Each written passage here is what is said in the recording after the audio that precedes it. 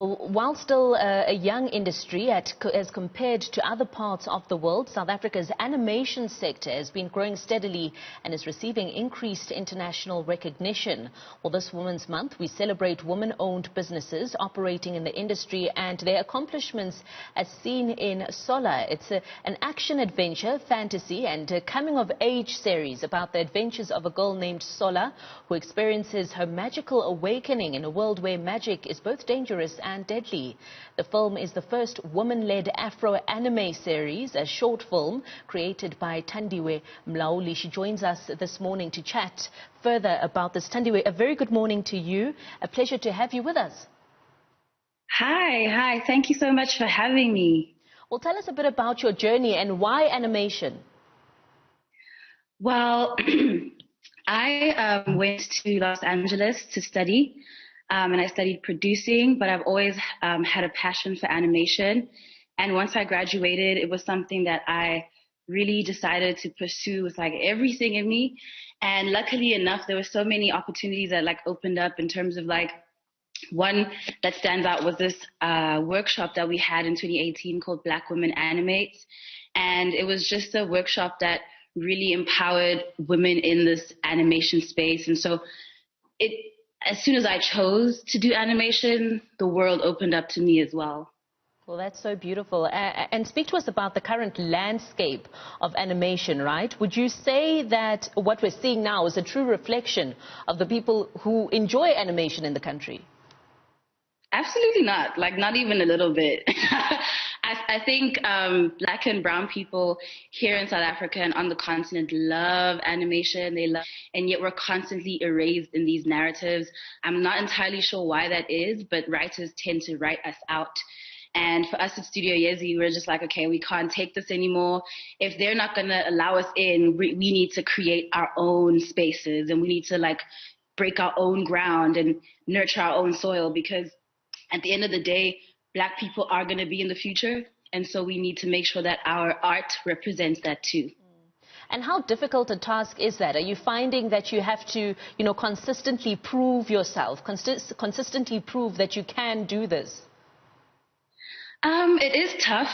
It is tough. However, what's really interesting is that we live in an unprecedented time.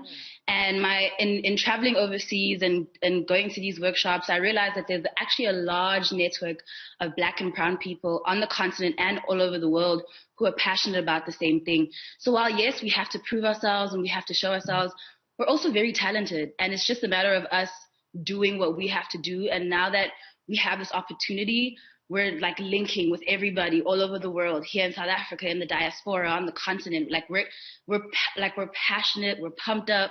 Like we don't care if people want us to prove ourselves or not. We're talented, we're disciplined, and we're going to show the world that. As you're speaking, I see the passion in, how you speak about this industry and all the work you're doing. Speak to us about Studio Yesi. I mean, what sort of contribution are you expecting it to make in the industry? And what is it all about? For sure.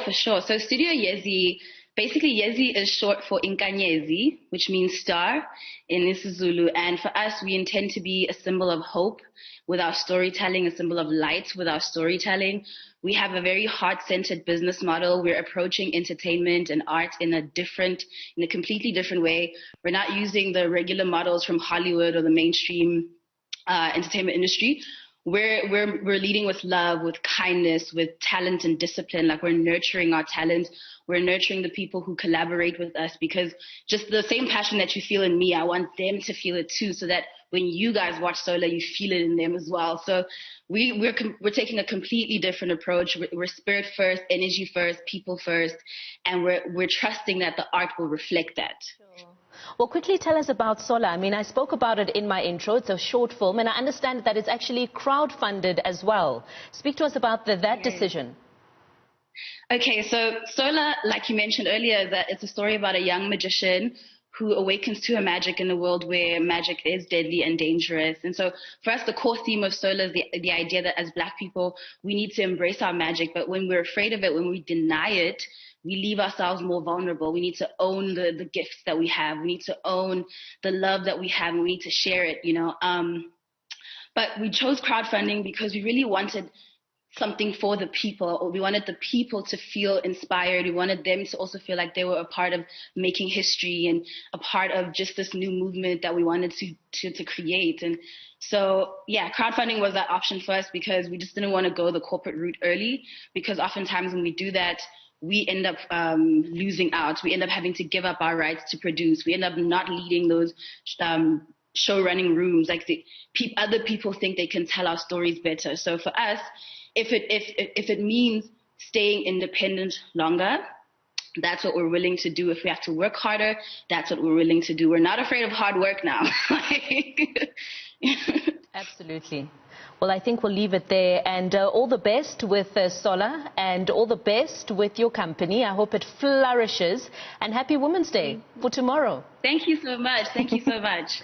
That's Thandiwe Mlauli. She's the founder and CEO of South Africa's first animation studio, independently owned by a black woman. That's Studio Yesi.